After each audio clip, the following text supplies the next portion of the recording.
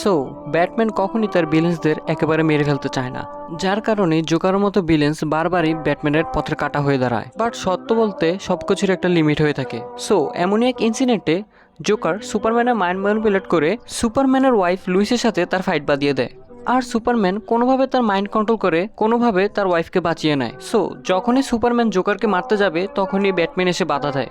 আর Batman সুপারম্যানকে কথা দেয় আর এমনটা কখনই হবে না। আর এটা বলেই ব্যাটম্যান জোকারকে নিয়ে গথম সিটিতে রওনা দেয়। আর তখনই যাওয়ার সময় জোকার আবারও ব্যাটম্যানকে রাগানোর অনেক চেষ্টা করে। জোকার বলে সুপারম্যানকে রাগাতে তার অনেক ভালো লাগে। সুপারম্যান আর লুইসের যখন একটা বাচ্চা হবে তখন সে এই জিনিসটা আবারও ট্রাই করবে। এটা শুনেই ব্যাটম্যান প্রচণ্ড পরিমাণে রেগে যায় আর জোকারের ঘাড় ভেঙে ফেলে।